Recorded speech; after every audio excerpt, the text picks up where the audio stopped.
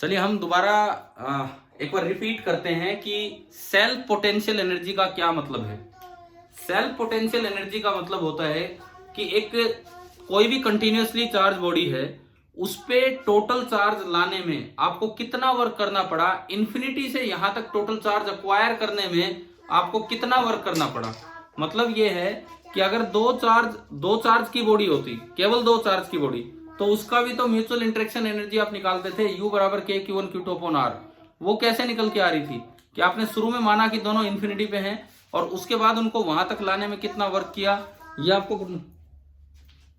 आपको निकालना पड़ा था कि वहां तक लाने में आपको कितना वर्क करना पड़ा। तो यहाँ दो नहीं, यहाँ इनफाइनाइट चार्जेज हैं, इस पे इनफाइनाइट चार्जेज हैं। इनफाइनाइट चार्जेज को इन्फिनिटी से यहां तक इकट्ठा करने में आपको कितना वर्क करना पड़ा होगा, वही इस सिस्टम की सेल्फ पोटेंशियल एनर्जी है। पहले तो ये बताओ, डेफिनेशन समझ आ गई है सेल्फ पोटेंशियल एनर्जी की? ठीक है। अब उसको यहां तक लाने में वर्क कैसे कैलकुलेट करें। शुरू में मैंने माना, वो मिटा चुका हूं मैं, शुरू में मैंने माना कि ये न्यूट्रल है। न्यूट्रल मतलब इस पे कोई चार्ज है ही नहीं, कोई चार्ज है ही नहीं, सारा चार्ज इन्फिनिटी पे पड़ा है। ये आर रेडियस का एक खाली सेल है, होलोस्फीयर। अब मैं धीरे धीरे इन्फिनिटी से चार्ज जुटाता जा रहा हूं। बीच की किसी वक्त जब मैं स्मॉल क्यू चार्ज ला चुका था, तो स्मॉल क्यू तो वेरिएबल हुआ ना, मुझे स्मॉल क्यू की वैल्यू 0 से और कैपिटल क्यू तक पहुंचानी है। तो स्मॉल क्यू चार्ज जब आप ला चुके थे, तो उस वक्त अगला डी क्यू और चार्ज लाने में कितना आपको वर्क करना पड़ेगा, यही उस सिस्टम की सेल्फ पोटेंशियल एनर्जी है। चलो बात सुनो।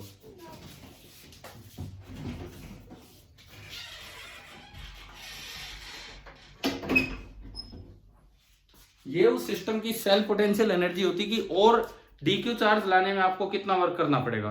तो वर्क कैसे निकले, हम पोटेंशियल पढ़ चुके कि एक स्फीयर पे अगर क्यू चार्ज है तो जस्ट उसकी सरफेस पे पोटेंशियल होता है के क्यू बाई आर। पोटेंशियल का मतलब होता है एक यूनिट चार्ज को लाने में इतना वर्क करना पड़ेगा। तो अब अगर मैं डी क्यू चार्ज को और लेके आऊं तो मुझे जो वर्क करना पड़ेगा डी डब्ल्यू, तो D W by D Q को मैं बोल सकता हूं वहां का पोटेंशियल, जो आपने लिख लिया होगा अभी पिछली क्लास में, मतलब पिछले पार्ट में, के क्यू बाई आर बराबर D W by D Q. तो वहां से आपने डी डब्ल्यू निकाला, इंटीग्रेट किया, क्यू की लिमिट लगा दी 0 से कैपिटल क्यू, और वो आंसर निकल के आया K Q square upon 2r, and that work is the self potential energy of this charge cell. एक बार ये बताओ, क्या वो समझ आ गया पहला पॉइंट? ठीक है। दूसरी बात, ये एनर्जी स्टोर कहां होती है? तो ये बोला जाता है, वैसे तो हम सोचते हैं कि एनर्जी मैटर में स्टोर होती है। भाई कोई चीज चल रही है तो हाफ एम वी स्क्वायर, कोई चीज एच हाइट पे रखी है mgh, कोई चीज दबी हुई है स्प्रिंग हाफ के एक्स स्क्वायर। तो एनर्जी मैटर में स्टोर होती है, लेकिन एनर्जी फील्ड में भी स्टोर होती है। एनर्जी फील्ड में भी स्टोर होती है। तो इलेक्ट्रिक फील्ड का जो एनर्जी डेंसिटी का एक्सप्रेशन होता है, energy density means energy per unit volume. Energy per unit volume, उसको स्मॉल यू से रिप्रेजेंट करते हैं, और ये एक्सप्रेशन हुआ करता है half epsilon not into E square, half into epsilon not into E square. अब इसको मैं वेरीफाई करूं, क्या इसकी सेल्फ पोटेंशियल एनर्जी इसके फील्ड में ही स्टोर है पूरी? तो कैसे वेरीफाई करें? अंदर तो हम जानते हैं कि सेल के अंदर फील्ड कितना होता है, 0। अंदर कोई फील्ड नहीं होता, सेल के अंदर फील्ड 0, तो अंदर तो कोई एनर्जी है नहीं। अच्छा, बाहर वेरिएबल फील्ड है, और बल्कि कैपिटल आर से लेके इन्फिनिटी तक फील्ड है, बहुत दूर तक फील्ड है। तो किसी भी स्मॉल आर पे मैं गया और वहां मैंने फील्ड देखा, और वो कितना होता है के क्यू अपॉन आर स्क्वायर। वहां जो फील्ड होता है दैट इज के क्यू बाई आर स्क्वायर। लेकिन ये फील्ड आर के साथ साथ चेंज हो रहा है। अगर ई कांस्टेंट होता तो एनर्जी डेंसिटी कांस्टेंट होती, और अगर एनर्जी डेंसिटी कांस्टेंट होती तो टोटल एनर्जी डायरेक्ट आ जाती, एनर्जी डेंसिटी इनटू वॉल्यूम। लेकिन अभी क्योंकि ई वेरिएबल है तो एनर्जी डेंसिटी आर पे डिपेंड कर रही है, तो एनर्जी डायरेक्ट नहीं आएगी, बल्कि पहले आपको स्मॉल एलिमेंट मान के उसमें एनर्जी लिखनी होगी। तो मैंने यही किया, यहां से मैं किसी आर रेडियस पे गया, मैंने गोला बनाया, थोड़ा और आगे गया डी आर, एक और गोला बनाया, तो एक हल्का सा पार्ट बना। इस दौरान मैं ई को लगभग सेम मान सकता हूं, के क्यू बाई आर स्क्वायर। तो इस दौरान यू लगभग सेम हो गया। इस गोले में स्टोर एनर्जी डी यू है, इस गोले में स्टोर एनर्जी डी यू है। इसका वॉल्यूम है, ये आपको पता होगा, इसको कट किया तो एरिया बना 4 pi r square, thickness d r. तो जो इसका वॉल्यूम बनेगा that will be 4 pi r square into d r. तो जो इसके अंदर एनर्जी स्टोर्ड है दैट इज यहाँ की एनर्जी डेंसिटी इंटू यहाँ का वॉल्यूम। तो यहाँ की एनर्जी डेंसिटी तो है half epsilon naught E square, और यहाँ का वॉल्यूम है 4 pi r square into d r. मैंने वैल्यूज थोड़ा सिंप्लीफाई किया, लास्ट में ऊपर किया है, और ये यू अल्टीमेटली वही निकल के आ गया के क्यू स्क्वायर बाई 2r। अब आप बताओ यार, ये पहला पार्ट क्लियर हुआ कि नहीं? सभी को क्लियर है कि सेल्फ पोटेंशियल एनर्जी जैसी भी कोई चीज होती है, ये इनमें जो ये कंटिन्यूअस चार्ज बॉडीज होती हैं इनके अंदर। अच्छा, अब ये मतलब यूज कैसे हो सकती है, किस तरह के सवालों में? हाँ जी बोलिए। ये एनर्जी, ये जो एनर्जी है, ये एनर्जी पर यूनिट वॉल्यूम? ना ना ना ना, एनर्जी डेंसिटी। ये एनर्जी डेंसिटी है per unit volume, energy per unit volume, ठीक है। जबकि ये जो KQ²/2R आया है ये तो टोटल एनर्जी है, टोटल एनर्जी। KQ²/2R तो टोटल एनर्जी है। क्या क्लियर है ना, बताओ? स्फीयर के चारों तरफ जो फील्ड बन रही है इसमें ये एनर्जी। हाँ देखो, ये हम पहली बार ये चीज सीख रहे हैं। हम आज तक सोचते थे कि एनर्जी तो मैटर में होती है, एनर्जी तो मैटर में होती है, kinetic energy 12mv², potential energy mgh, इस तरह से। लेकिन एक फील्ड जहां हम नहीं जानते कैसा मैटर, कोई मैटर नहीं, फील्ड है तो इलाका है, इस इलाके में भी एनर्जी स्टोर होती है। इलेक्ट्रिक और मैग्नेटिक फील्ड में एनर्जी स्टोर होती है, क्योंकि ये EM वेव में हम पढ़ रहे होंगे कि वो उसमें इलेक्ट्रिक और मैग्नेटिक फील्ड ही चलते हैं। तो इलेक्ट्रिक फील्ड की जो एनर्जी स्टोर्ड है उसका एक्सप्रेशन आपको याद रखना है, क्या होता है? 12ε0E²। एक बार बताओ, ये समझ आया? ठीक है। अब मैं एक दो सवाल लूं इसी पे, पहले पार्ट पे ही।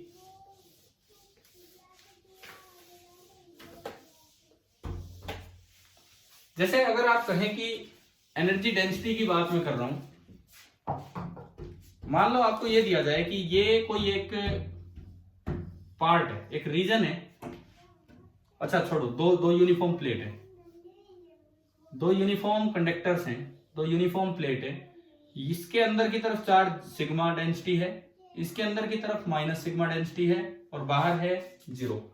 क्या कभी हमने ऐसी लार्ज प्लेट्स का फील्ड निकाला था फील्ड के टाइम? तो आपको ध्यान होगा यहाँ E0 निकल के आता है, यहाँ भी E0 निकल के आता है, और बीच में दोनों जुड़ के ये हो जाता है σ/ε0। लिख दो ना मैं डायरेक्ट, ये तो पता ही है आपको, ठीक है। अब देखो, मान लो ये जो एक प्लेट है, अरे चुप हो जाओ,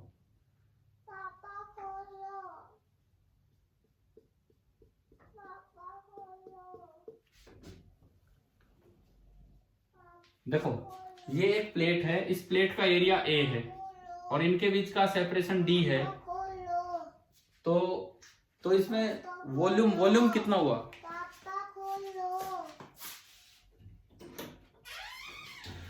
इसका वॉल्यूम कितना हुआ? A into D। क्या इस इलाके में यूनिफॉर्म एनर्जी है? क्या इस इलाके में यूनिफॉर्म एनर्जी है? यूनिफॉर्म एनर्जी डेंसिटी है? क्या फील्ड कांस्टेंट है क्या पूरे इलाके में?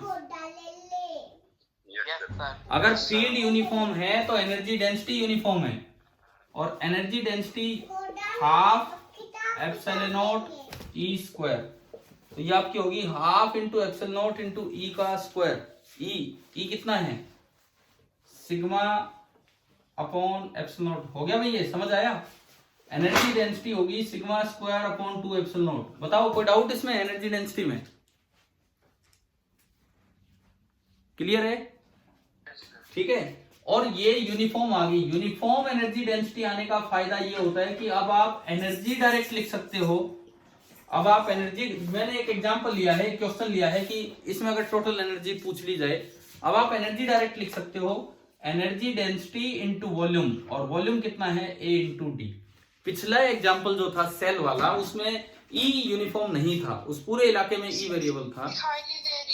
अरे लो मैं हट गया, उस पूरे इलाके में E यूनिफॉर्म नहीं था, तो स्मॉल u यूनिफॉर्म नहीं था, तो मुझे एक एलिमेंट मानना पड़ा 4πr²dr का।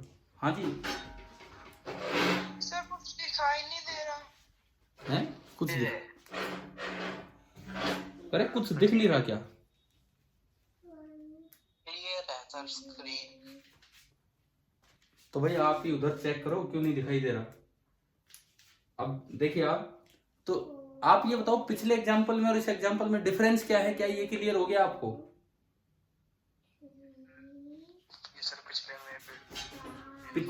पिछले में E नॉन यूनिफॉर्म था, तो आप एनर्जी डेंसिटी लिखकर एक एलिमेंट मानकर फिर टोटल एनर्जी निकालते हैं। इसमें E यूनिफॉर्म है, तो आप टोटल एनर्जी डायरेक्ट निकाल सकते हैं, एनर्जी डेंसिटी इंटू वॉल्यूम। अब एनर्जी डेंसिटी तो कितनी है, sigma square upon 2 epsilon not और इनटू वॉल्यूम, और वॉल्यूम कितना होगा A इंटू डी। अब आप बताओ क्या ये समझ आया ये वाला सवाल? हाँ जी, ये चीज आई कहां से, half epsilon not D square energy density. क्या क्या क्या क्या दोबारा बोलना। एनर्जी डेंसिटी आई कहां लिखी ना ये हम इन पे नहीं जा रहे, मैंने बताया आपको EM वेव वाला जो पार्ट आता है, इलेक्ट्रोमैग्नेटिक वेव वाला जो पार्ट आता है, तो वहां क्या होता है जब वेव चलती है तो EM वेव इस तरह चलती है कि वेव आगे जा रही है, दो फील्ड ऑसिलेट करते हैं, एक इलेक्ट्रिक फील्ड एक मैग्नेटिक फील्ड, यूं ऑसिलेशन चलते हैं, हर वेव में एक एनर्जी होती है। तो वहां हम पढ़ते हैं कि इलेक्ट्रिक फील्ड पार्ट में कितनी एनर्जी होती है, वो एनर्जी डेंसिटी से दी जाती है half epsilon naught E square. Magnetic field part में कितनी एनर्जी होती है उसका फॉर्मूला आएगा B square upon 2 mu naught. तो अभी के लिए इस पूरे इलेक्ट्रोस्टैटिक्स के लिए हम ये चीज डायरेक्ट यूज करेंगे कि जो energy density in electric field है that is half epsilon naught E square. Clear है ना? ठीक है, हम नहीं करेंगे अभी इन चीजों का प्रूफ। समझ आ गया है ना ये क्या बोल रहा हूं मैं? ठीक है, अब देखो ये सेल पे जैसे कोई एक और सवाल लेते हैं, ये तो सेल नहीं है तो मैंने इस तरह से ले लिया था। एक और क्वेश्चन हम लिखते हैं। आप लिखो, मैं बोल देता हूं, आप क्वेश्चन लिखिए। There is a uniform cell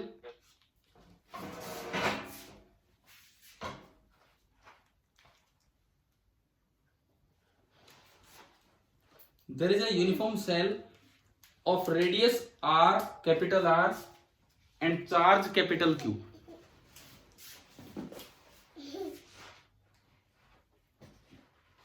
There is a uniform cell of radius r and charge capital Q. Radius capital R and charge capital Q. Calculate the work required.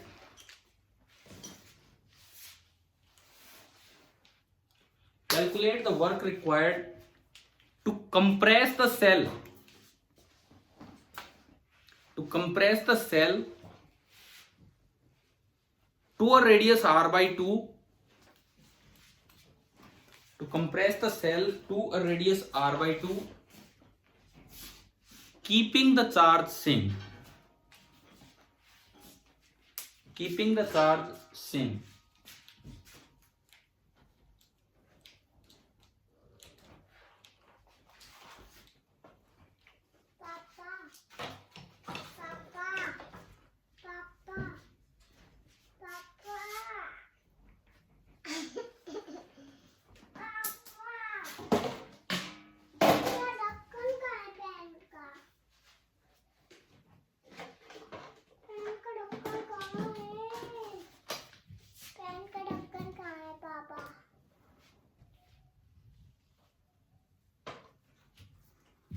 क्या आप कर रहे हैं क्या ट्राई? वर्क एनर्जी थ्योरम, ये मेरा hint है, work energy theorem लेके आप ट्राई कीजिए और उसमें दो फोर्स यूज कीजिए। एक तो एक्सटर्नल जो आप लगाएंगे जिसका वर्क आपको निकालना है, और एक इलेक्ट्रिकल जो लग ही रहा होगा क्योंकि चार्ज बॉडी है तो आपस में एक बॉडी का एक चार्ज दूसरे पे फोर्स लगाएगा। W external plus W electrical is equal to change in kinetic energy.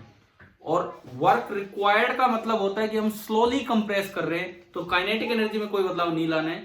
तो W external plus W electrical is equal to 0। और W इलेक्ट्रिकल जो होता है कंजर्वेटिव फोर्स का वर्क बराबर होता है negative of change in potential energy, और यहां वो सेल्फ पोटेंशियल एनर्जी है। तो अब मुझे लगता है आप कीजिए, इसको पूरा कीजिए।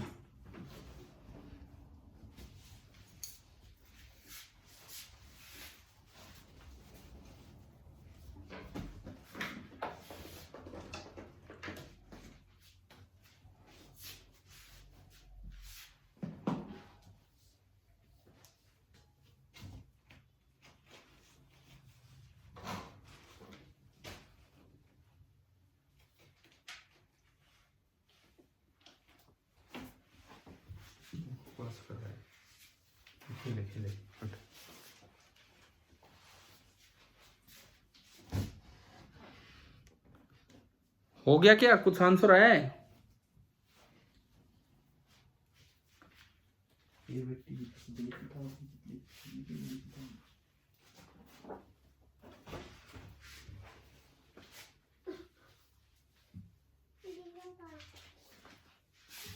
चलिए आप यूं बताओ, सेल पोटेंशियल एनर्जी इनिशियल कितनी है, एक बार आप ये बताइए जो आपको सवाल दिया गया है उसमें।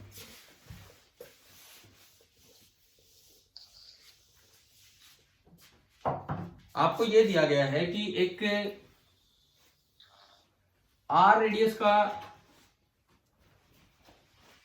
सेल है और उस पर चार्ज है क्यू, और इसको कंप्रेस कर दिया गया। चार्ज तो सेम रखना है लेकिन जो रेडियस है वो कितना कर देना है, r/2। चार्ज सेम रखना है और रेडियस कर देना है r/2। तो पहले तो बताओ पोटेंशियल एनर्जी इनिशियल कितनी, सेल पोटेंशियल एनर्जी होती है इसकी तो कितनी, हम जानते हैं, अभी डेराइव किया हमने, kq²/2r। बताओ क्लियर। पोटेंशियल एनर्जी फाइनल कितनी,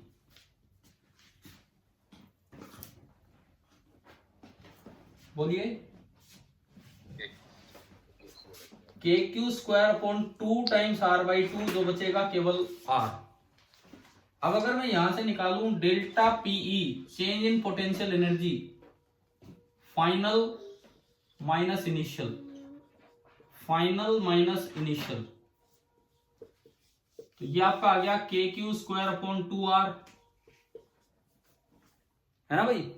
इस पूरी प्रोसेस के दौरान जो कंजर्वेटिव फोर्स है इलेक्ट्रिकल, उसका वर्क होगा negative of change in potential energy.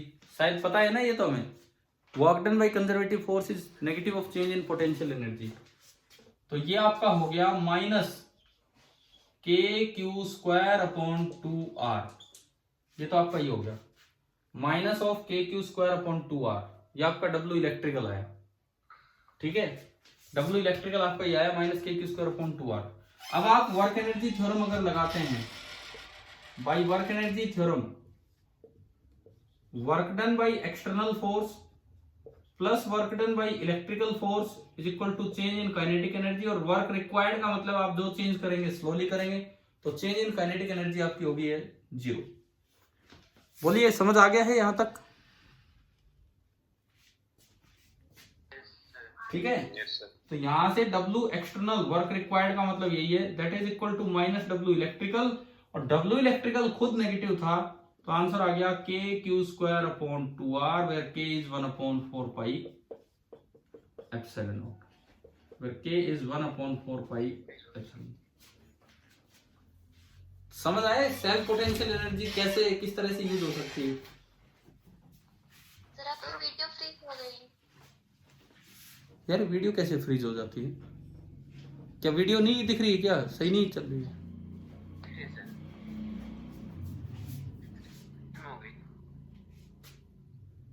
क्या हुआ, सही नजर आ रहा है, ठीक है, वो भाई साइड में चलो।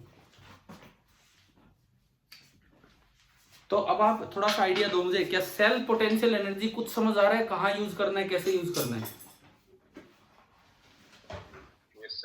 मतलब अब तक हम पॉइंट चार्जेस की म्यूचुअल इंटरेक्शन एनर्जी या एक्सटर्नल फील्ड की वजह से एनर्जी वो लिखते आए थे, लेकिन अब खुद ही किसी दूसरे के साथ इंटरेक्शन की, खुद की ही इंटरेक्शन एनर्जी हमने लिखनी सीख ली, क्या है। चलो एक और सवाल दो इस पे, आप करके दिखाएं तो। तो लेकिन मैं आपको एक बार बोल देता हूं, उस टॉपिक पे नजर डाल लेना, क्या हमने शेयरिंग ऑफ चार्ज पढ़ा था कहीं, दो फार अवे बहुत दूर पॉइंट चार्ज ना सेल रखे हैं, तो कनेक्ट करने पे अगर रेडियस अलग अलग हो तो चार्ज इक्वली नहीं कैसे बढ़ता है, पढ़ा हुआ है ना वो सब, ठीक है, उसका मैं यूज करवाता हूं।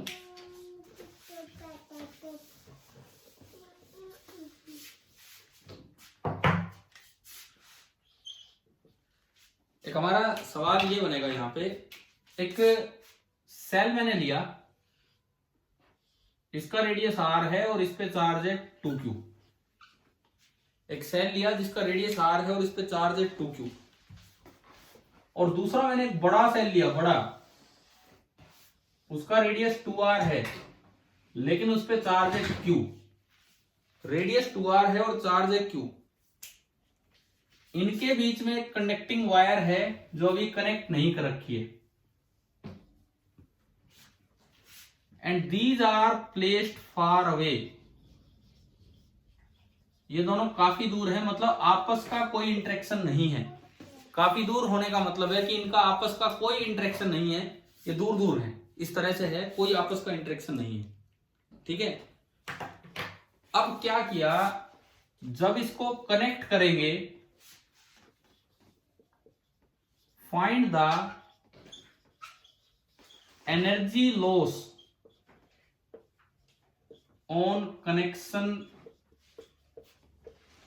Of two spheres, two shells. इन दोनों सेल्स को जब कनेक्ट किया, मतलब इससे, तो उस वक्त एनर्जी लॉस कितना हुआ होगा।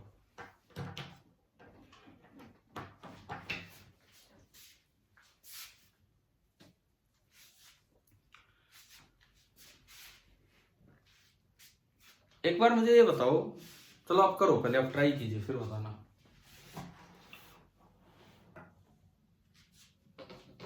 अरे बच्चों गिर जाओगे तुम, चलो तो खेल लो यार थोड़ी देर। ये कोई खेलने का रूम है, क्लास रूम है ये। क्यों हुआ?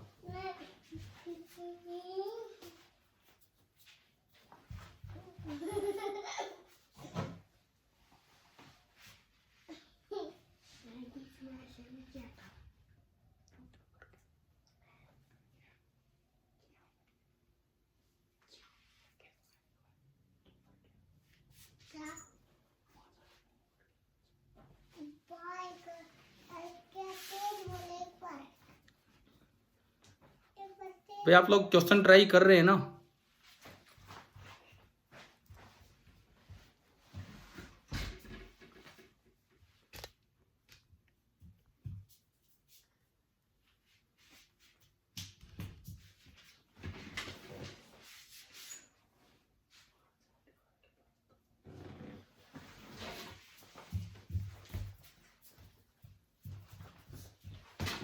तुम बैठ जाओ चुपचाप।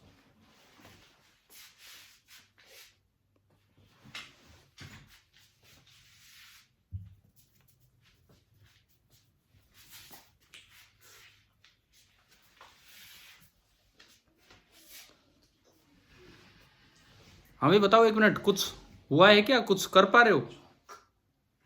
कर रहे हैं सर, एक बार। ठीक है सर, छोटे वाले पे तो k² अपॉन r लॉस होना चाहिए। नहीं, सबसे पहली बात, मतलब एनर्जी लॉस का क्वेश्चन क्यों आया, इसका मतलब क्या है कि जो सेल्फ पोटेंशियल एनर्जी है, इन दोनों की पहले ज्यादा थी और बाद में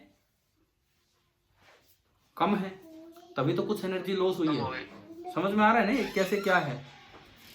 पहले इन दोनों की, क्योंकि इनका इंटरेक्शन तो है ही नहीं आपस में। इंटरेक्शन इसलिए नहीं है कि ये तो बहुत दूर दूर रखे हैं, बहुत दूर दूर रखे तो इंटरेक्शन तो है ही नहीं। तो इनकी जो सेल्फ पोटेंशियल एनर्जी है वही हमें देखनी है, वो पहले ज्यादा थी बाद में कम है। एक बार initial self potential energy of the system लिखवा दो। Initial self potential energy, you initial, इसकी कितनी, इसकी k इंटू 2q का square divided by 2 times radius. बताओ समझ आया कैसे लिखा है मैंने? ठीक है, और दूसरे की कितनी होगी, दूसरे सेल की k इंटू q का square divided by 2 times radius. तो आप बताओ कि आपको सिस्टम की इनिशियल एनर्जी लिखनी आ गई है कि नहीं?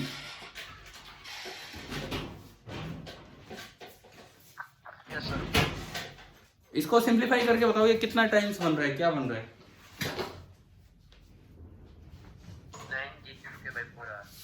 9 k Q square by r।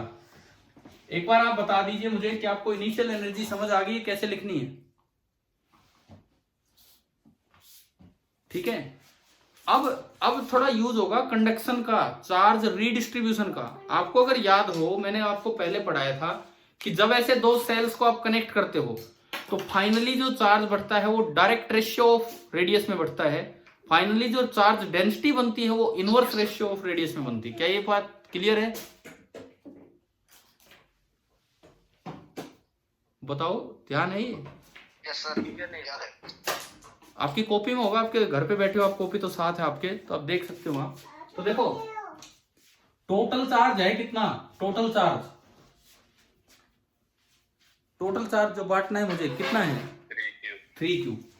उस 3Q चार्ज को मुझे दो हिस्सों में बांटना है, उस 3Q चार्ज को मुझे दो हिस्सों में बांटना है, और ये जो Q1:Q2 होता है ये डायरेक्ट रेशियो ऑफ रेडियस होता है, तो R:2R यानी कि 1:2। बताओ यार, ये ध्यान है ना आपकी कॉपी में ये सब, ठीक है। तो इसको डिवाइड कर दो, 1:2 मतलब 3 हिस्से कीजिए, तो 3Q के 3 हिस्से मतलब Q, 3Q के 3 हिस्से मतलब Q, और एक हिस्सा इसको दीजिए और 2 हिस्से उसको दीजिए। हाँ जी बोलिए। Final answer KQ²/4R। Final answer KQ²/4R मतलब फाइनल, यू फाइनल बता रहे हो कि लॉस बता रहे हो? Energy loss. देखते हैं वो, देखते हैं एनर्जी लॉस। देखते हैं। आप पहले यू फाइनल लिखो, यू फाइनल लिखो कि कितना बनेगा, कैसे लिखें सर KQ² देखो, KQ²/R आ जाएगा। इस पे कितना चार्ज आया, 1:2 का मतलब है इस पे तो फाइनली Q चार्ज होगा, और इस पे फाइनली कितना चार्ज हो जाएगा, इस पे 2Q।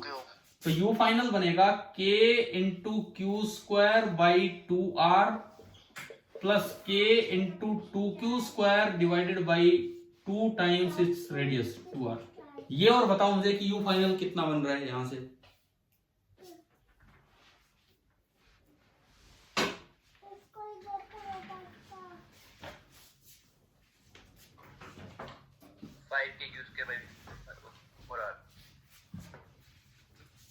एक 2 2 4, 4 से 4 गया यार, ये तो 4 से 4 ही कट गया, ये तो बड़ा सीधा है, 3/2 KQ²/R बना। अरे एक ये है और आधा ये है, समझ आया?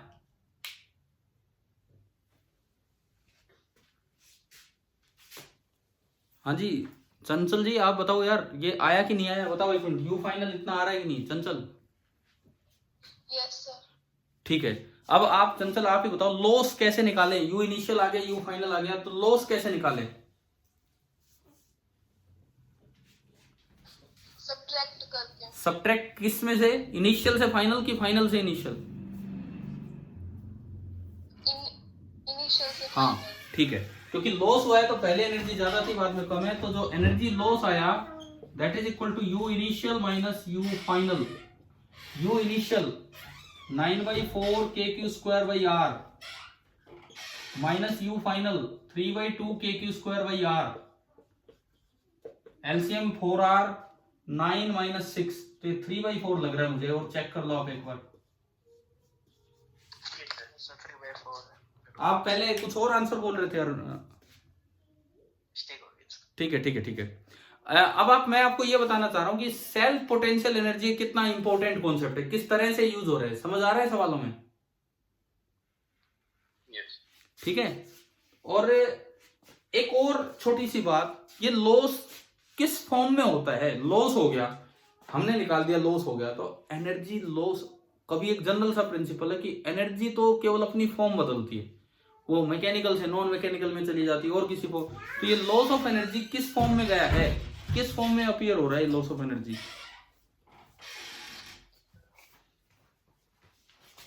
ये मैं आपके हवाले छोड़ता हूं और मैं आपको बता देता हूं, आपके एनसीईआरटी टेक्स्ट बुक चैप्टर 2 में कोई एक सोल्ड एग्जांपल है, कोई एक सोल्ड एग्जांपल कैपेसिटर में है, वो थोड़ा आगे कैपेसिटर में कोई एक सोल्ड एग्जांपल है, और वहां पे ये पूछा है कि लॉस इन एनर्जी कितना है और कैसे हुआ, तो वहां ये लिखा हुआ है कि वो जो लॉस है वो दो तरीके से होता है, किस किस फॉर्म में होता है, मैं बताऊं कि आप अपने आप पता लगा लोगे? हाँ मैंने कहा सवाल ये नहीं है, वो कैपेसिटर का क्वेश्चन है, लेकिन जो उसका आंसर वही इसका आंसर है। ये लॉस दो फॉर्म से होता है, 2 फॉर्म्स ऑफ एनर्जी में एनर्जी कन्वर्ट हो जाती है, तो आपको ये देखना है कि ये कौन सी फॉर्म है। ठीक है, अभी आप बताओ self potential energy of a cell hollow sphere, आपको समझ आ गई? सर फिर तो बाकी में भी होती होगी क्या स्फीयर में भी होता होगा? किस स्फीयर में? सॉलिड? हाँ जी सॉलिड की बात कर रहे हो क्या?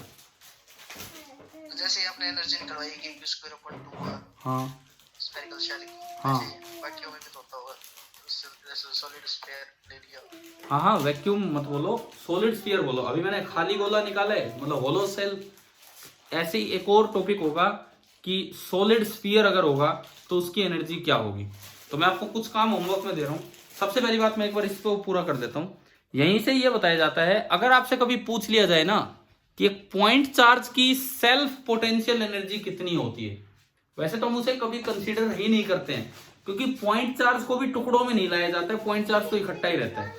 लेकिन अगर इस फॉर्मूले को देखा जाए, ये सेल अगर पॉइंट चार्ज बनाना है, कोई भी सेल अगर पॉइंट चार्ज बनाना है तो रेडियस कितना लेना होगा। कोई सेल अगर पॉइंट चार्ज बनाना है तो रेडियस कितना लेना होगा, 0। रेडियस अगर 0 लोगे तो सेल पोटेंशियल एनर्जी क्या बन जाएगी, के क्यू स्क्वायर अपॉन इनफाइनाइट हो जाएगी। ये एक आपको रिजल्ट याद रखना है। इसी का स्पेशल केस बन गया कि पॉइंट चार्ज की जो सेल पोटेंशियल एनर्जी होती है वो इनफाइनाइट होती है, लेकिन हम उसे पॉइंट चार्ज वाले न्यूमेरिकल्स में कभी कंसीडर नहीं करते हैं, क्योंकि पॉइंट चार्ज को टुकड़ों में नहीं जोड़ा जाता। पॉइंट चार्ज तो इकट्ठा ही रहता है, उसको टुकड़ों में नहीं जोड़ा जाता, जैसे ये सेल जोड़ा गया।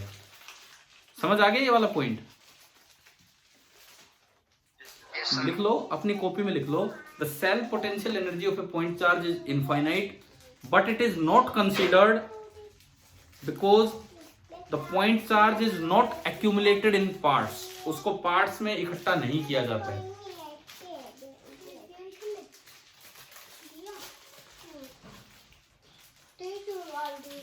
दोबारा बोलूं कि हो गया है।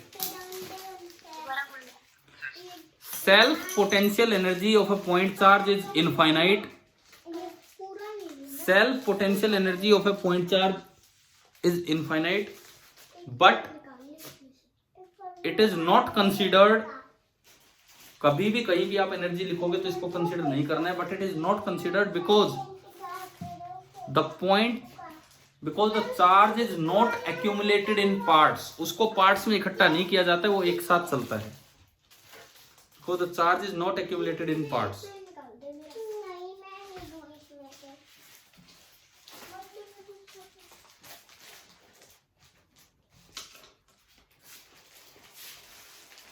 हाँ भाई, हो गया। Yes sir. आज का फिनिशिंग पॉइंट नंबर 1 चलाया था आपने। नंबर 1 सेल पोटेंशियल एनर्जी में नंबर 1 आपने क्या लिया था, यूनिफॉर्म स्फेरिकल सेल। नंबर 2 आप लिखो uniformly charge solid dielectric sphere. Uniformly charge solid dielectric sphere. Uniformly charge solid dielectric sphere.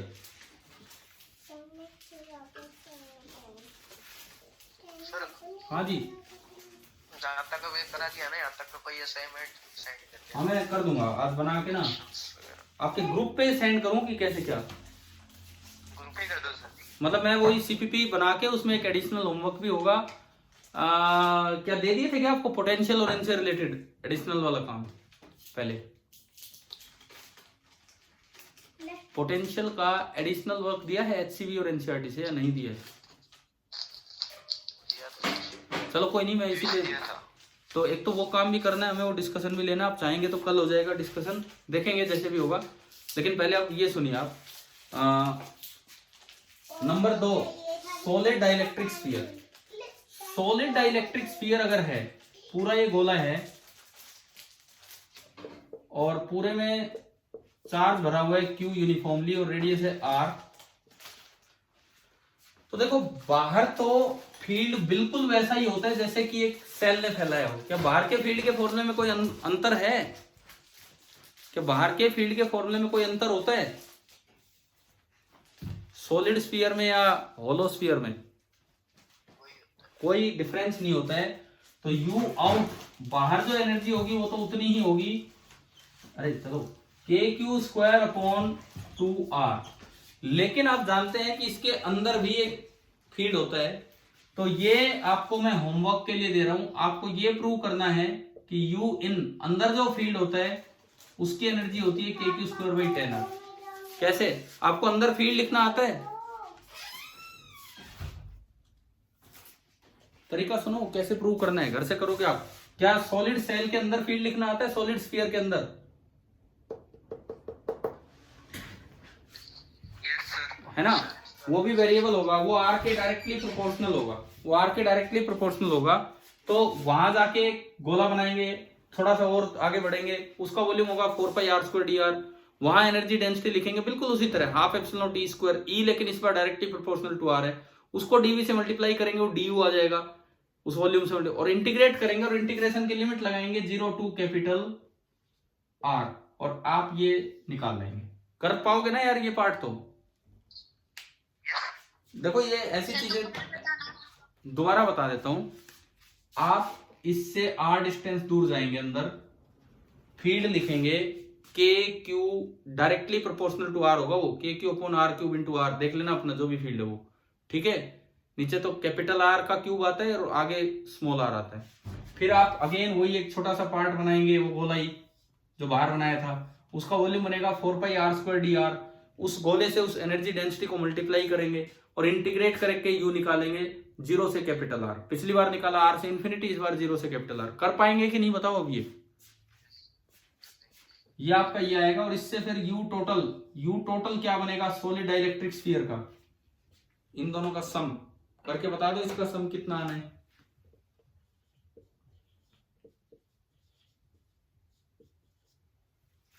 Three by 5 KQ² upon R. चलो ये बताओ, यहां तक समझ आया? ठीक है। अब हम आज, अभी तो मैं क्लासेज में बिजी हूँ, आज शाम को जब भी मुझे टाइम लगेगा मैं आपके ग्रुप पे एक असाइनमेंट डाल दूंगा, उसमें एडिशनल होमवर्क दोबारा से डाल देंगे। प्लस कल मंडे से तो हमारा प्लान है फ्लक्स वाला पार्ट स्टार्ट करने का, फ्लक्स एंड गोस्लो। तो अब कल का टाइम अपने वो एडिशनल होमवर्क पूरा करने में लगाएं, जो एनसीईआरटी और एचसीवी से भी मिलेगा या मिल चुका होगा, प्लस उस सीपीपी का। ठीक है? Yes sir. ठीक है, कल का संडे वेस्ट नहीं करना, और आपको जब डाउट पूछना हो मुझसे पूछ लेना, कोई फर्क नहीं पड़ता उस चीज में। अब तो घर पे हैं सब, कभी भी आप डाउट पूछ सकते हो व्हाट्सएप मैसेज के थ्रू, और मुझे वीडियो बना के देना होगा तो वैसे, या डायरेक्ट देना होगा तो वैसे। चलो आज की क्लास क्लियर होगी है ना सभी को? ठीक है। Yes sir. कल की क्लास का बताओ सर। वो कल अगर सेल के अंदर खड़ा है बंदा, क्या क्या छोले भीतर से, तो करंट लगेगा नहीं उसे? अच्छा सेल का जो ना, नहीं लगेगा। अरे अगर चार्ज फ्री कैविटी है ना, सुनो, अगर चार्ज फ्री कैविटी है, चार्ज फ्री कैविटी है, उस पे आप आओ, तो बाहर चाहे कितना ही स्ट्रॉन्ग फील्ड हो, अंदर वाली सरफेस पे कुछ नहीं होता है, अंदर वाली सरफेस पे कुछ भी नहीं होगा, तो आपको करंट वरंट नहीं लगेगा वहां पे। लेकिन अगर अंदर चार्ज है तो फिर आपको करंट लग सकता है, तो फिर अंदर फील्ड होता है। ठीक है? बाहर का कोई असर अंदर नहीं आ सकता है, ये हमने कल पढ़ा था। ठीक है? अगर भीतर से सरफेस को टच करते हैं तो? हाँ हाँ, वही मैं बता रहा हूं। अगर आप एक कैविटी के अंदर हो, कैविटी के अंदर हो, देखिए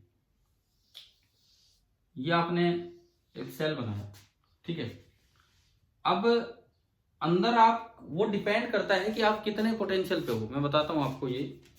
सपोज बाहर चार्ज है Q, अंदर चार्ज है 0, क्योंकि कैविटी चार्ज फ्री है। बाहर वाला रेडियस R2, अंदर वाला रेडियस R1, तो यहां पोटेंशियल होगा KQ/R2, KQ/R2। ठीक है? और ये पूरा कंडक्टर है। हम जानते हैं कंडक्टर की बॉडी एक इक्विपोटेंशियल बॉडी होती है ना। तो यहां अगर KQ/R2 है, तो यहां तक भी कितना होगा पोटेंशियल? यहां तक भी KQ/R2। ठीक है? एक मैंने आपको पिछले असाइनमेंट में जो एक छोटा सा असाइनमेंट दिया था, उसमें एक सवाल दिया था, ग्राफिकली भी वो दिखाओ, R1 से R2 और ये सब दिया था ना, हम वो भी डिस्कस करेंगे। उसके साथ ये वाला पॉइंट डिस्कस करते हैं, उसके साथ ये वाला पॉइंट डिस्कस करते हैं कि इसमें पोटेंशियल का वेरिएशन कैसा होगा, उससे आप आइडिया लगाएंगे कि आपका आंसर क्या बन जाएगा। जो वो सवाल दिया था मैंने, वो तो था ये 2 सेल है, एक R1 रेडियस का, एक R2 रेडियस का, उसमें तो 2 सेल है। उसके साथ आप ये सवाल और करना कि एक सॉलिड बॉडी है, बीच में कैविटी है कंडक्टर की, बाहर चार्ज Q है, अंदर 0 है, तो इसमें पोटेंशियल का वेरिएशन कैसे होगा, और फिर उससे आपको आंसर मिल जाएगा। हम डिस्कशन क्लास में ले लेंगे अपना जो भी कल का काम हो। ठीक है भाई, अब टाइम हो रहा है, काफी ऊपर हो गया, हम रखते हैं हम। ठीक है, थैंक सर यू। ये और था, ये कब बताओगे? क्या क्या क्या? ये CPP 14 का थर्ड क्वेश्चन है जो 14 वो सरफेसेस फॉर अ ग्रिड। मैं कह रहा हूँ ना, ये 14 वही है कि लास्ट जो दिया था, हाँ, तो हम कल ले लेंगे इसका डिस्कशन, जो भी आपका पार्ट होगा हम कल डिस्कस कर देंगे। मैं आपको अलग से, क्लास। हमें अलग से डाल दूंगा आपके ग्रुप पे ना, जब भी होगा। ठीक है, चलिए ठीक है।